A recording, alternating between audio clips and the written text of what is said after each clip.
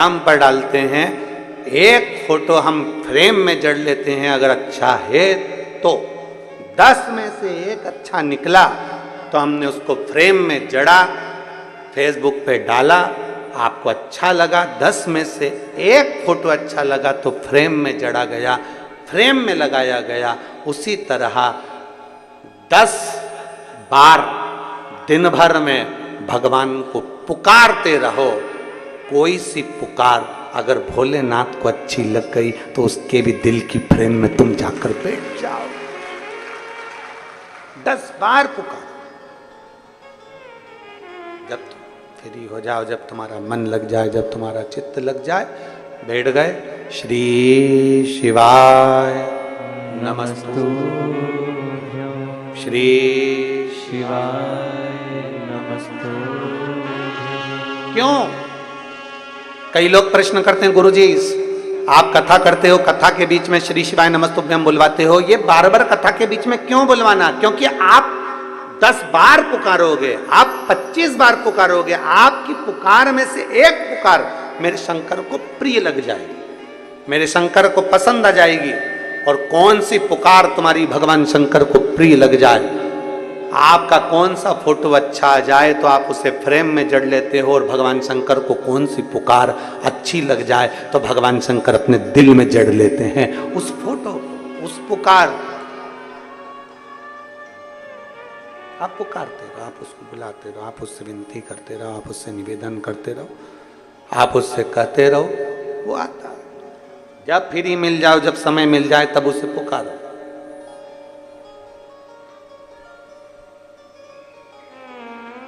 कोई सी पुकार तो सुनेगा, कोई पुकार तो उसको स्वीकार करना पड़ेगी। आप बार बार बुलाएंगे, बार बार बुलाएंगे तो कोई तो स्वीकार करेगा। आप उसको पुकारते रहो, वो आएगा। तेरे मंदिर में आना मेरा काम है और मेरी बिगड़ी बनाना तेरा काम। तेरी चौखट पर मैं आई ही गया, मुझे दर्शन दिखाना तेरा काम। आप पुकारते रहो। कोई एक नियम के अनुसार हम बार बार उसको पुकारे, बार बार आएगा। श्री शिवाय नमस्तु, श्री शिवाय नमस्तु, श्री शिवाय नमस्तु, श्री शिवाय नमस्तु। पुकारते रहे। राजकन्या ने कह दिया, पिताजी से जाकर कह दो कि मैं अभी भगवान शंकर की विरल भक्ति में लगी हूं, मेरा श्रृंगार पूरा होगा, मैं पहुंच जाऊंगी, मेरा भजन पूरा होगा और मैं पहुंच जाऊंगा। आप कह दो, कुछ एक पुकार मेरा शंकर स्वीकार कर लेता। पुकारोगे बार बार तो सुनेगा।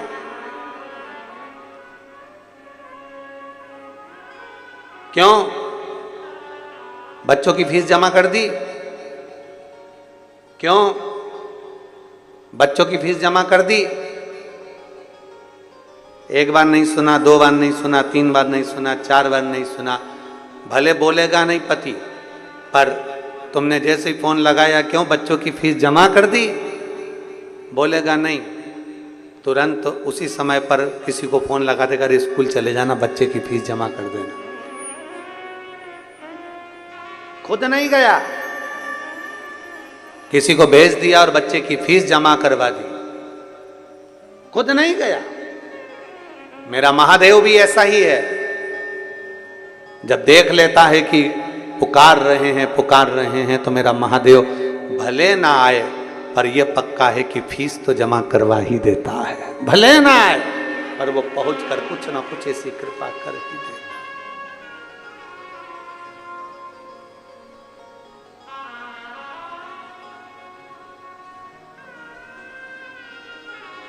और मैंने तेरे ही भरोसे बाबा, तेरे ही भरोसे हवा में उड़ती जवानी बाबा डोर हतो छड़ी नामे में कट्टी जाऊंगी भोले में तेरी भगत शंभू में तेरी भगत। पिताजी से कह दो मैं आती हूँ। बेटी राजकन्या ने भगवान शंकर का श्रृंगार करा। राजपुरोहित पत्रिका देखकर समझ गई कि इसका भाग्य प्रबल है, एक बार लड़की को देख लूं वो कैसी है, उससे मिल लूं। राजपुरोहित ने इंतजार किया।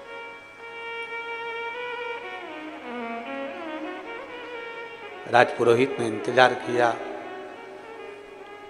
बेटी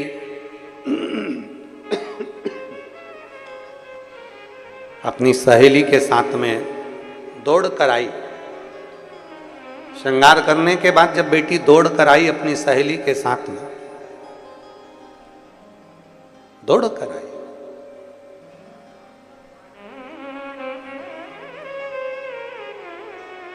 पिताजी को हाथ जोड़कर नमन किया, दोनों हाथ उठाकर हर हर महादेव किया।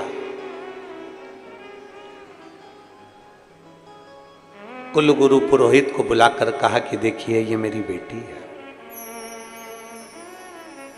ये मेरी बेटी है। अब आप इसका भाग्य बता दीजिए, इसका भाग्य क्या कहता है। इतनी सुंदर बेटी, इतनी सुंदर बेटी, इतनी सुंदर बेटी। राजपुरोहित की बुद्धि देवर्षि नारद जैसी हो गई, देवर्षि नारद जैसी। नारद जी को बुलाया था राजा ने अपने नगर में और बुलाकर कहा कि ये मेरी बेटी है और इस बेटी का भाग्य देखकर बताओ। तो देवर्षि नारद ने सोचा इतनी सुंदर कन्या, इससे तो मैं ही ब्याह कर लूं। भगवान से वर मांगने के लिए नारद जी ने तप किया कि मेरा सुंदर स्वरूप बना दो जिसमें मेरा हित हो जाए। सुनिए कथा। काहे का मुख बन गया था? बंदर का। परहित की बात करोगे, परहित की बात करोगे तो दुनिया में राज्य करोगे, और स्वयं की हित की बात करोगे तो एक दिन धक्का खाकर, ठोकर खाकर जमीन पर गिर जाओ। परहित की बात, संत साधु गुरुजन ब्राह्मण जन तपस्वी जन साधक जन और घर के बुजुर्ग माता पिता परहित की बात करें। आवाज सेट नहीं हो रही तुम्हारे साउंड की। परहित की बात करें।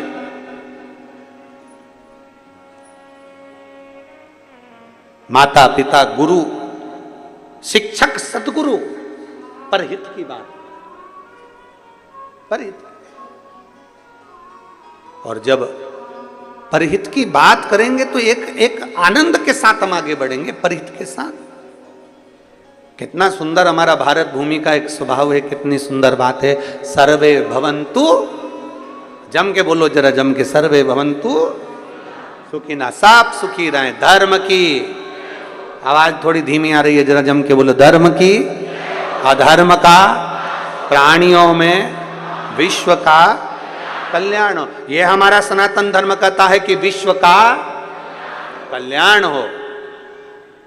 यहां सनातन धर्मी कहते हैं कि विश्व का कल्याण हो, बाकी के लोग कह सकते हैं कि हमारा कल्याण हो, पर सनातन धर्म कहता है कि विश्व का कल्याण। यहां संपूर्ण जगत के हित की बात कही गई, संपूर्ण विश्व के कल्याण की बात कही गई।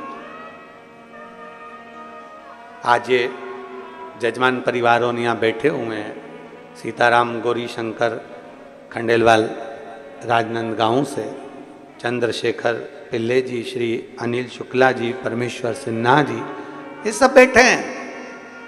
कथा के मुख्य यजमान का पद ग्रहण कर कर बैठे हैं। किस लिए बैठे हैं? कि हमारे राजनांदगांव की कथाएं छत्तीसगढ़ की पवित्र भूमि पर भले ऑनलाइन कथा चल रही हो, पूरा विश्व इस कथा को देख रहा है, पूरा विश्व सुन रहा है।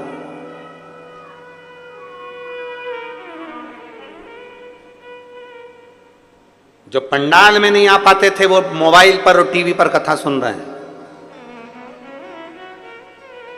अपने क्षेत्र की कथा, अपने छत्तीसगढ़ की कथा एक आनंद सुख के साथ हो। लोग श्रवण करें। और श्रावण के महीने में 72 वर्ष के बाद जो सावन का महीना आया, उसको अपने घर पर बैठकर अपने ऑनलाइन कथा कर तत्व ग्रहण करें। संपूर्ण विश्व, संपूर्ण जगत। कई लोगों ने मैसेज भी करा सीहोर कि हम इस कथा को बैठ कर नहीं सुन पा रहे हैं। तो हमारा निवेदन है सभी श्रोता भाई बहनों से, ये ऑनलाइन कथा है, इसको अपने घर पर बैठकर सुनो।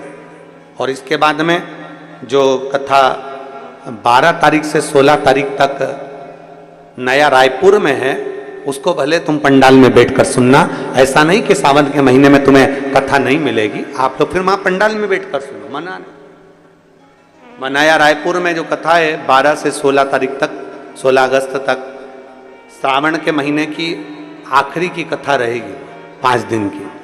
जैसे ये 5 दिवसीय, वैसे वो 5 दिवसीय, 5 दिवसीय कथा वो वहाँ रहेगी, 5 दिवसीय कथा। उसका एक आनंद, आप उस कथा को पूरे आनंद के साथ पंडाल में बैठकर 12 तारीख से 16 तारीख तक 1 बजे से 4 बजे तक, श्रावण की 72 वर्ष के बाद ऐसा सावन पड़ा है, और उस सावन के महीने में 5 दिवसीय कथा मिल जाना, श्रवण कर लेना, अपने जीवन को सार्थक बनाना। दिल से सुनो उसको। नया रायपुर में बैठकर कथा का उस लाभ लीजिए, सुनो उसको 1 से 4 बजे शिव तत्व की प्राप्ति। और 16 तारीख तक वो कथा चलेगी। फिर 17 तारीख को सीहोर में बाबा की कावड़ रहेगी। सुबह 9 बजे माँ सीवन का जल भरकर 11 किलोमीटर दूर बाबा को चढ़ाने के लिए बोल बम का नारा लगाते लगाते, शिव का स्मरण करते करते, प्रदोष के दिन बड़े आनंद के साथ, शनिवार की प्रदोष है, शनिचरी प्रदोष का भाव लेते हुए बाबा को कावड़ चढ़ेगी दिल से। शिव तत्व की प्राप्ति। कन्या आई, राजपुरोहित की बुद्धि फिर गई कन्या को देखकर, राजपुरोहित की बुद्धि फिर गई। जो कन्या को देखा तो मन में विचार करा, कन्या को देखते से ही विचार करा कि इतनी सुंदर कन्या, इतनी सुंदर। मन में आया कि इसका भाग्य इतना प्रबल है, इसका योग इतना प्रबल है, और अगर ये कन्या मेरे से शादी कर ले तो कितना अच्छा हो जाए। अब तू राजपुरोहित है, तू उस राज्य का गुरु है,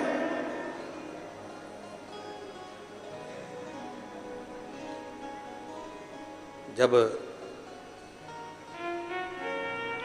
किसी शिव भक्त की ओर गलत दृष्टि से देखा जाता है तो उसकी गति बिगड़ जाती है। बहुत बहुत सावधानी। 16 सोमवार अगर किसी ने व्रत किए होंगे तो उनको कथा याद होगी। किसी ने करें, आप लोगों में से किसी ने 16 सोमवार करें? अरे वाह। 16 सोमवार की कथा आती है कि रानी ने पूजन का सामान खुद को जाना था, तो रानी पूजन का सामान किसके हाथ से भेज देती है? एक सेविका के हाथ से, एक नौकरानी के हाथ से, एक दासी के हाथ भेज देती। एक सेविका के हाथ से, एक दासी के हाथ से जब पूजन का सामान भेजती है, तब वो रानी दर दर धक्के खाती है, दर दर भटकती है।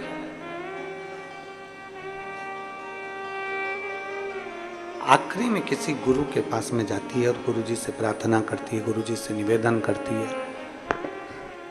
गुरुजी से कहती है कि मैं दर दर धक्के खा चुकी हूं, जिस जल को छूती हूं उसमें कीड़े पड़ जाते हैं, वृक्ष के नीचे बैठती हूं तो सूख जाता है, गलती कौन सी हो गई मेरे से? ऐसी कौन सी गलती हुई है? कहा तुम्हारे पति भगवान शंकर की सेवा करते थे और तुम उसको गलत भाव से लेती थी। तुम्हारे पति शिव की आराधना करते थे, तुम उसको गलत विचार से लेती थी। पति ने कहा कि शंकर की पूजन का सामान लेकर आओ, तुमने गलत विचार प्रकट करा और सामान दासी के हाथ, नौकरानी के हाथ, सेविका के हाथ भेज दिया। ये श्रेष्ठता नहीं है, ये गलती है तुम्हारी, ये तुम्हारी गलत सोच है, गलत विचार है, गलत दृष्टि है। दिल से भजो तो शिव क्यों ना मिले। एक पत्र है,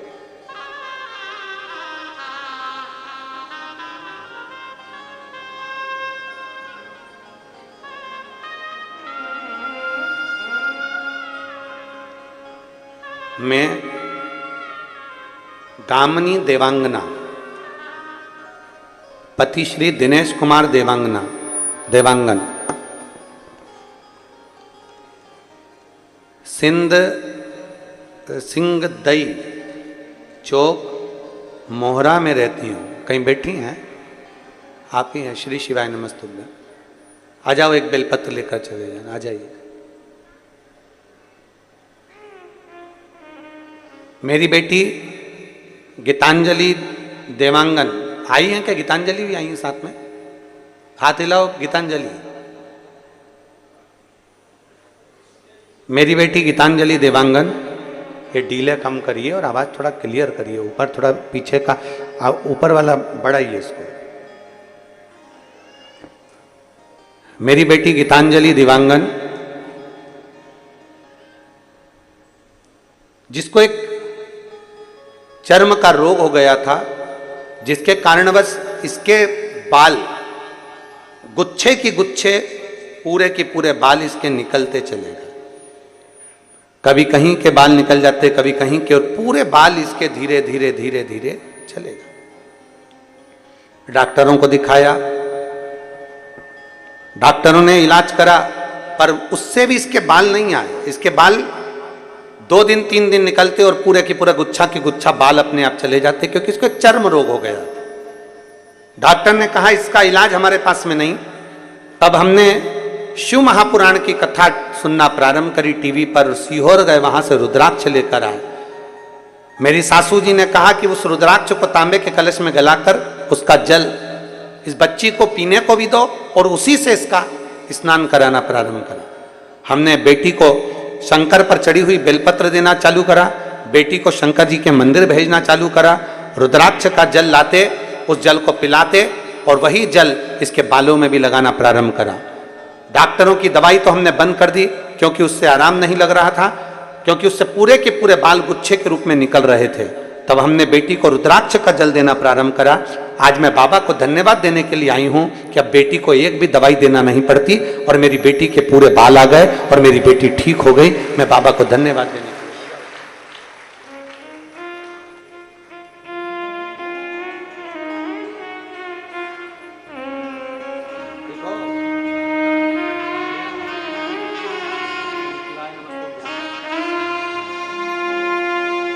एक विश्वास जब हमारे भीतर जागृत होगा, एक भरोसा हमारे भीतर जागृत होगा, तो शिव तत्व क्यों ना मिलेगा।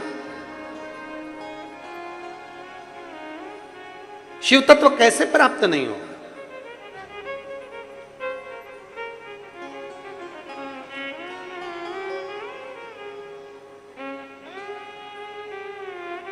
बेटी को देखा, शंकर का कोई भक्त उस पर यदि गलत दृष्टि दोगे, गलत विचार करोगे, गलत सोच रखोगे, तो यह पक्का है कि भोगना तो पड़ेगा। आज नहीं तो कल भोगना।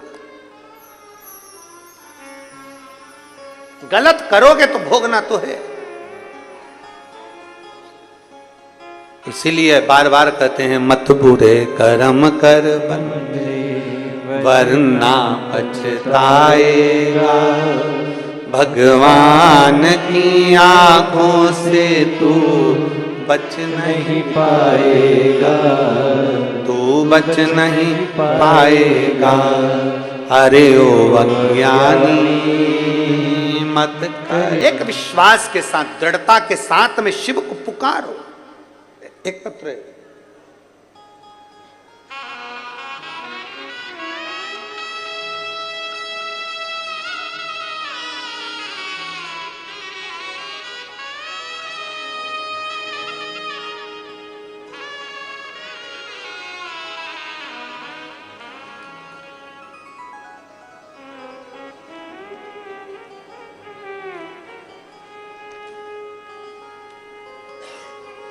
श्रीमती उमा योगेश पांडे,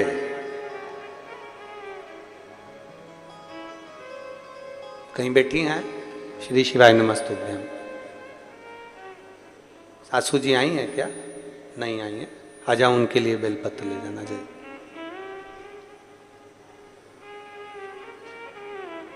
मेरी सासू माँ, जिनके गले में एक गठान हो गई थी, बिलासपुर अपोलो हॉस्पिटल में उनको दिखाया गया, रिपोर्ट में उनको कैंसर बता दिया गया।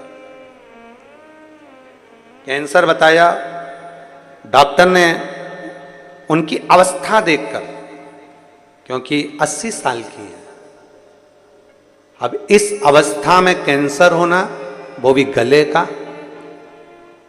गले का कैंसर देखकर डॉक्टर ने मना कर दिया कि इनका ऑपरेशन नहीं हो सकता और कैंसर भी प्रबल है, इसलिए ऑपरेशन नहीं हो सकता। जितनी अवस्था है उतनी ठीक है, पर शरीर में कष्ट ज्यादा था। देखकर डॉक्टर ने कहा कि ऑपरेशन कैसे करें, अवस्था ज्यादा है और कैंसर भी प्रबल है, इसलिए ऑपरेशन की रिस्क नहीं ले सकते। तब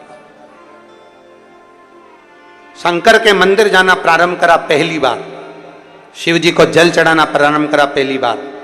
बेलपत्र लाकर पीस कर सासू जी को देते, वो खाती, जल चढ़ा हुआ पीती। रुद्राक्ष मंगवाया, रुद्राक्ष का जल देना प्रारंभ करा। फिर हम वापिस, हमने सुना है कि शंकर को चढ़े हुए जल को पीने से, बेलपत्र खाने से, रुद्राक्ष का जल पीने से बाबा सुनता है, और भरोसे के साथ अगर नियम से शिव जी को जल चढ़ाया गया है तो शिव सुनेगा। हमने 1 महीना तक यही करा, और यही करते करते हम कोई दवाई ना लेते हुए सीधे रायपुर अपनी सासू जी को दिखाने के लिए, चेकअप के लिए ले गए। रायपुर के जब कैंसर हॉस्पिटल में दोबारा से जांच हुई, तो जांच में डॉक्टर ने कहा कि इनको टेंशन मत लो, इनकी सारी रिपोर्ट नॉर्मल है, आप चिंता ना करिए, सारी रिपोर्ट नॉर्मल है, बस एक गठान है, उस गठान का अगर अपना ऑपरेशन कर लेते हैं तो कोई दिक्कत नहीं, क्योंकि कैंसर नॉर्मल है, कोई चिंता का विषय नहीं। जब एक तरफ बिलासपुर में कहा गया कि कैंसर प्रबल है, और दूसरी जांच में रुद्राक्ष का जल और बेलपत्र का इतना पर्याप्त प्रभाव पड़ा कि रिपोर्ट पूरी की पूरी नॉर्मल हो गई। उसी हॉस्पिटल में सासू जी का गले की गांठ का ऑपरेशन, गांठ को निकाला गया, सारी जांच रिपोर्ट नॉर्मल आई, और मेरी सासू माँ आज भी बाबा की कृपा से ठीक हैं। मैं बाबा को यहाँ धन्यवाद देने के लिए आई।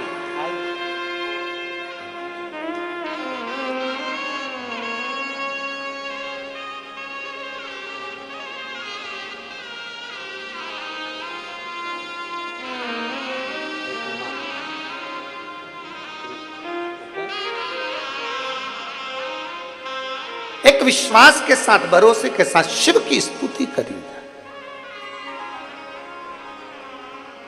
डॉक्टर ने कह दिया बिलासपुर में कि कैंसर प्रबल है और बड़ा प्रबल है, जितना हो जाए सेवा कर लीजिए, पर विचार करा, एक बार तो बाबा पर भरोसा कर देखें, एक बार तो जल चढ़ा कर देखें। शिव के प्रति जागरूकता का भाव रखकर जल चढ़ाना पड़ा, विश्वास के साथ। और अंत समय प्रभु आना पड़ेगा, वचन दिया तो निभाना पड़ेगा।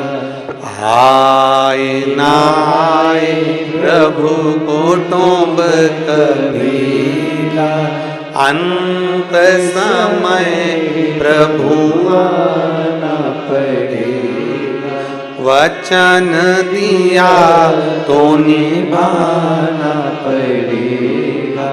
अंत समय प्रभु आना पड़ेगा, वचन दिया तो निभाना पड़ेगा। एक शिव भक्त की ओर दृष्टि करना, शंकर भगवान का भजन करने वाला, शिव को एक लोटा जल चढ़ाने वाले पर कुदृष्टि, बेकार दृष्टि डालना बर्बादी का लक्षण है।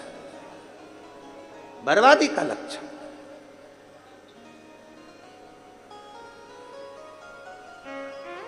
राजकन्या को देखकर राजपुरोहित ने सोचा मेरा विवाह हो जाए, जैसे देवर्षि नारद ने विचार कर लिया था कि इस कन्या से तो मेरा विवाह हो जाए। गए भगवान से कहा मेरा जिसमें भला हो ऐसा मेरा मुख बना दो, उनको बंदर का मुख दे दिया। इसके लिए क्या करा भगवान ने? तुरंत जो इसने विचार करा तो राजा ने पूछा बताओ ना मेरी बेटी का भाग्य क्या है। बार बार राजा पूछ रहा है, इसने भाग्य पढ़ लिया था कि बड़ी सुलक्षण है, बड़ी अच्छी है, बड़ा प्रबल भाग्य है। इसने अब राजा को भाग्य बताना प्रारंभ करा। तुम्हारी बेटी जिस लड़के के साथ ब्याहेगी उसका पूरा कुल डूब जाएगा, बर्बाद हो जाएगा। और जो तुम अगर बेटी का कन्यादान करोगे तो तुम्हारा भी पूरा कुल डूब जाएगा, बर्बाद हो जाएगा, पूरा कुल डूब जाएगा, बर्बाद। राजा की आंखों में से जल बहने लगा। मेरी बेटी का भाग, ये मेरी बेटी का भाग, जहां शादी करेगी उसका पूरा कुल डूब जाएगा, पूरा कुल। और मैं कन्यादान करूंगा तो मेरा भी पूरा कुल डूब जाएगा। ये मेरी बेटी का भाग्य है, ये मेरी बेटी की किस्मत है, ये मेरी बेटी का भाग्य ऐसा हो सकता है। रोने लगा राजा। कुल पुरोहित से पूछा गया आप बताओ मेरी बेटी के लिए फिर मुझे करना क्या पड़ेगा, मैं क्या करूं, इसका कोई हल निकालिए, इसका कोई उपाय बताइए। कहा इसका एक उपाय है, लकड़ी की एक पेटी बनाई जाए, लड़की को पूरा आभूषणों से, सोना चांदी हीरा पन्ना माणिक मोती से उसको पूरा जेवरों से सुसज्जित किया जाए और लकड़ी की पेटी में इसको भरकर पानी में, नदी में छोड़ दिया जाए।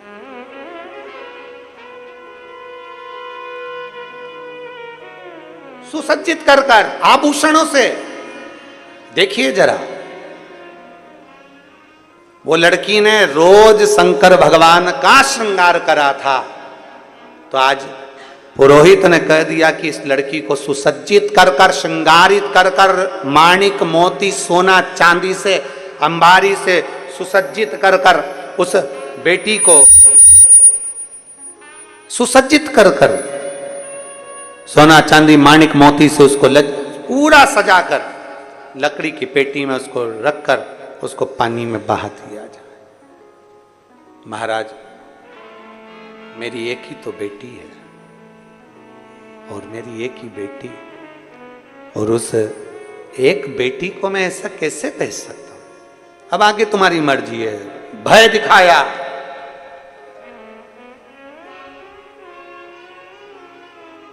भय,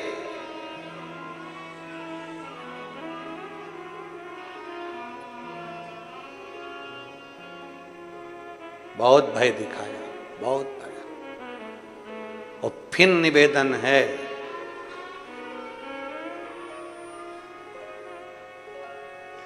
किसी से डरो ना डरो। शिव महापुराण की कथा कहती है कि किसी से डरो ना डरो। अपने माता पिता से नहीं डरना, मत डरो। वेद पुराण शास्त्र से नहीं डरना, मत डरो। गुरु से नहीं डरना, मत डरो। संत साधु गुरुजन ब्राह्मण जन से नहीं डरना, मत डरो। किसी से मत डरो तुम तो। पर शिव पुराण कहती है अपने कर्म से जरूर डरना, क्योंकि कर्म का भोग तो अच्छे अच्छे को भोगना पड़ता है। कर्म का भोग भोगना पड़ता ही है। कर्म से जरूर डरना, अपने कर्म का भोग भोगना पड़ेगा, वो कोई दूसरा नहीं भोग सकता। स्वयं को भोगना है, स्वयं को।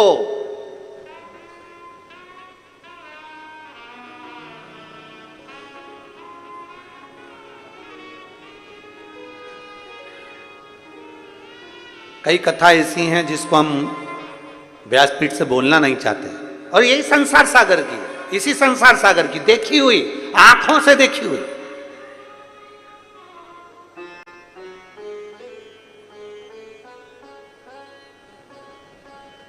इसी संसार सागर की कथा है।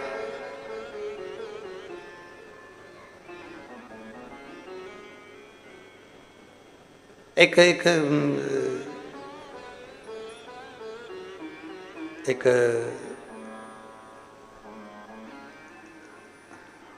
डॉक्टर बड़े प्रसिद्ध हैं और उन प्रसिद्ध डॉक्टर के दरवाजे पर एक नर्स एक बेटी एक सेवा करती है, सेवा कर। अब जितने भी मरीज आए ना तो उनको देखकर हंसती है, बहुत हंसती। और उसके रिश्तेदारों से कहती नाटक कर रही है, ये तो नाटक कर रही है, ये तो नाटक कर रही है। ये कथा नहीं है, ये उसी ने अपने पत्र में खुद ने लिखा और हम स्थान का नाम नहीं बताना चाहते। और वो पत्र पढ़ा तो वो नर्स जो थी उसकी भी आंख में जल भरा हुआ था, सिस्टर की आंख में भी जल था, हंसती थी। उसने खुद लिखा कि मेरा दोष है कि मैं दूसरे को देखकर हंसती थी और कहती थी ये बहाने कर रही है, बहाने। गुरुदेव जब मुझे स्वयं के गर्भाशय में जब गांठ हो गई, और जब गर्भाशय में गांठ हुई और एक नहीं कई गांठें हो गई और फिर उसका जांच कराया गया, फिर उसकी रिपोर्टें आई, तो मैं खुद रोती थी। हम दुनिया पर हंसते हैं, एक उंगली हमने किसी पर उठाई है तो ये 3 उंगली एक ना एक दिन आपकी ओर जरूर जाएगी, ये निश्चित है। तैयारी कर कर रखो, किसी को अपशब्द बोलने से पहले, किसी को ताना देने से पहले, किसी को आड़ा टेढ़ा कहने से पहले। दूसरे पर उंगली उठाने से पहले अपनी तैयारी कर कर रखना कि तेरी गति क्या होने वाली, स्वयं की गति।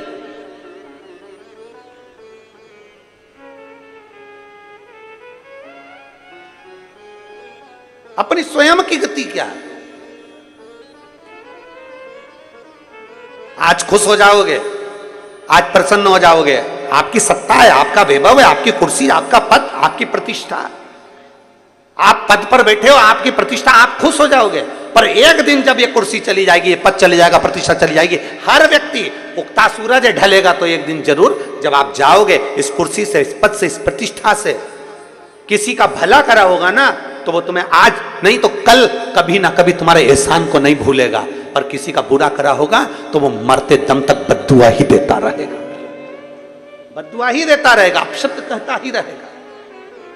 भगवान ने अगर आपको अच्छा बनाकर भेजा है तो इस कुर्सी का, पद का, प्रतिष्ठा का, सत्ता का, वैभव का कभी सदुपयोग कर कर देखिए, कभी सदुपयोग कर कर देखिए,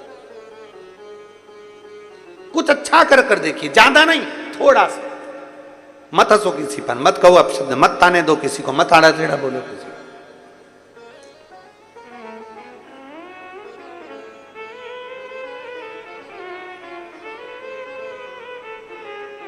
ये एक इस व्यासपीठ ने बहुत कुछ देखा है, बहुत कुछ देखा है,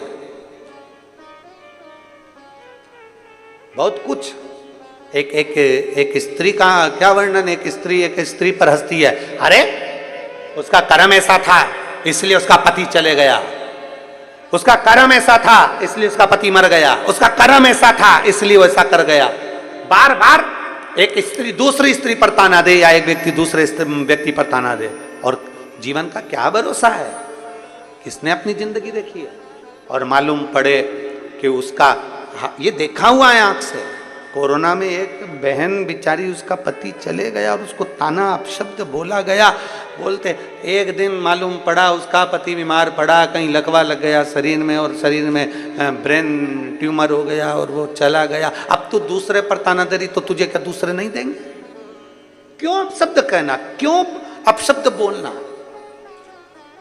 श्रेष्ठ बोलिए, अच्छा बोलिए, जितना बन सकता उतना अच्छा करने का प्रयास करिए। लकड़ी की पेटी बनवाई, आभूषणों से सुसज्जित कर दिया राजा ने, राजा रो रहा है, आज मेरी बेटी का भाग्य कैसा है जरा देखो। सुसज्जित कर कर पेटी में बिठाया, भेज दिया, पानी में छुड़वा दिया, इतने में पुरोहित भागा, राजपुरोहित अपने आश्रम में गया, वहां जाकर बच्चों से कहा आज तुम्हारी छुट्टी है, जाओ नदी में एक पेटी बहकर आएगी, उस पेटी को पकड़ कर लाना, मेरे कक्ष में लाकर रख देना, बाहर से कुंडी लगा देना, कोई कितना भी चिल्लाए, मैं भी बोलूं तो दरवाजा मत खोलना, कोई कितना भी चिल्लाए दरवाजा मत खोलना, कितनी भी चीज पुकार हो तुम खोलना मत ही, और दरवाजा बंद कर देना। बच्चे दौड़कर नदी पर चले गए, पेटी बहती हुई आ रही थी, आगे से पेटी बहती बहती जब आ रही थी, एक राजकुमार अपने घोड़े को नदी में पानी पिला रहा था, उसने उस पेटी को देखा, पेटी देखी तो अपने दूतों से कहा पेटी सुंदर है, उठा कर लाओ। पेटी खींच कर लाए, किनारे पर लाकर पेटी को खोला गया तो उसमें राजकन्या थी। राजकन्या ने राजकुमार को देखा, राजकुमार ने राजकन्या को देखा, देखते से ही राजकुमार ने पूछा तुम कौन हो? कहा मेरा भाग्य बेकार, इसलिए मेरे पिता ने मुझे पेटी में डाल दिया, मेरा पति वही होगा जो मुझे मिल जाएगा, आप इतने प्रिय हैं, मैं आपको अपना पति बनाना चाहती हूँ। राजकुमार ने कहा इतनी सुंदर कन्या मैंने कहीं नहीं देखी, मैं तुमसे शादी करना चाहता हूँ। एक माणिक जड़ित अंगूठी रखी, हाथ पकड़कर 7 फेरे ले लिए और विवाह हो गया। अब राजकन्या ने विचार करा मेरे पिता की पेटी है, इसको खाली कैसे भेज दूं, कुछ तो करिए। राजकुमार ने कहा चिंता मत करो। गया राजकुमार घोड़े पर चढ़कर एक भालू को पकड़कर लाया, पेटी के अंदर भर दिया, भरकर बंद कर दिया, पानी में छोड़ दिया। पेटी में बंद करा भालू को और छोड़ दिया। ब्राह्मण बच्चों ने उसको पकड़ा, पकड़कर गुरुजी के आश्रम में ले गए, आश्रम में कमरे में रख दिया। गुरुजी अंदर गए, इन्होंने दरवाजा बंद कर दिया। गुरुजी ने कहा था कोई कितना भी चिल्लाए चीखे मैं भी बोलूं तो दरवाजा मत खोलना। गुरुजी ने जो पेटी खोली, खोलते से इसमें भालू निकला। भालू अंदर इतना उड़ रहा था कि मैं जंगल में रहने वाला और मुझे बंद कर दिया, छोड़ूंगा नहीं। और भालू जैसे बाहर निकला, निकलते से ही उसने राजपुरोहित को नोच कर काट कर चीखता रहा दरवाजा खोलो, दरवाजा खोलो, कोई नहीं खोला। शंकर के भक्त पर अगर गलत दृष्टि दी है, शंकर का भक्त थोड़े दिन दुख भोग कर फिर सुखी हो सकता है, पर शंकर के भक्त को दुख पहुंचाने वाला कभी सुखी नहीं हो सकता। कर्म का दंड भोगना पड़ता है। एक लोटा जल अगर आपने चढ़ाया है, वो एक ना एक दिन सुख जरूर देगा। एक लोटा जल चढ़ाया है, वो एक ना एक दिन आनंद जरूर देगा। एक लोटा जल समर्पित करा है, वो एक ना एक दिन आपको आनंद का अनुभव जरूर कराएगा, सुख का अनुभव कराएगा। आप अपना कर्म करते जाओ, वो फल तुम्हें मिलेगा। उसने श्रृंगार करा था बेटी ने, तो उसको राजकुमार उसके भाग्य में था और मिल गया। अच्छा करा था ना तो अच्छा मिला है, बुरा करा तो बुरा प्राप्त हुआ। कर्म का भोग तो भोगना पड़ता है। ब्रह्मा जी ने भगवान शंकर पर उंगली उठाई तो ब्रह्मा जी का सिर कटा। ब्रह्मा विष्णु महेश तीनों ने मिलकर सृष्टि का वर्णन किया। स्वयं ब्रह्मा विष्णु महेश हमारे बीच में पधार रहे हैं, जोरदार ताली बजाकर स्वागत करें। भगवान ब्रह्मदेव महेश, भगवान ब्रह्मा विष्णु महेश का स्वागत करें। भगवान देवाधिदेव महादेव, भगवान शिव, ओगड़दानी, त्रिकालदर्शी, कैलाशी, अविनाशी, एक बार तीनों देवताओं के लिए जोरदार ताली बजाकर स्वागत।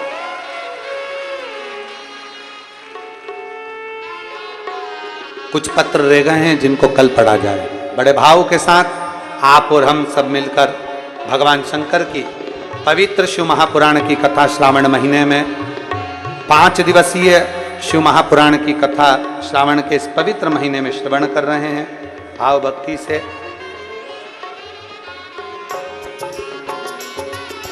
12 अगस्त से 16 अगस्त तक गनौद, खरखड़िया, नया रायपुर, छत्तीसगढ़ में दोपहर में 1 बजे से 4 बजे तक सावन के महीने की ये विराम की कथा नया रायपुर में, खरखड़िया में, गनौद में होगी 1 बजे से 4 बजे तक। जो लोग ये कथा पंडाल में नहीं बैठकर सुन पाए, वो लोग रायपुर, नया रायपुर में पहुंचकर वो कथा, सावन के विराम की कथा अवश्य श्रवण करें और अपने जीवन को सार्थक बनाएं। 17 अगस्त को देवाधिदेव महादेव की पवित्र कावड़ रहेगी। सीहोर सीवन नदी से कुबेरेश्वर धाम तक कावड़ जाएगी। सुबह 9 बजे आप सब सीहोर की पवित्र धरा पर आइए और बाबा की कावड़ चढ़ाइए। 23 अगस्त से 29 अगस्त तक कौंठा, ग्राउंड नांदेड़, कोंठा गांव Nanded, western bypass road Nanded में शिव महापुराण की कथा होगी 23 अगस्त से 29 अगस्त तक। फिर 3 सितंबर से 9 सितंबर तक गुड़गांव में हरियाणा में भगवान शंकर की पवित्र कथा होगी 3 सितंबर से 9 सितंबर तक। 12 सितंबर से 18 सितंबर तक अग्रवाल धर्मशाला सीहोर में जो अग्रवाल महिला मंडल की कथा 25 साल से रेगुलर चलती आ रही है, वही कथा अग्रवाल धर्मशाला में छोटे रूप में बड़े आनंद के साथ श्रवण करेंगे। बड़े आनंद के साथ आज कथा का द्वितीय दिवस यहाँ विराम ले रहा है। मैं यजमान परिवारों को बहुत बहुत साधुवाद देता हूँ। वो आरती में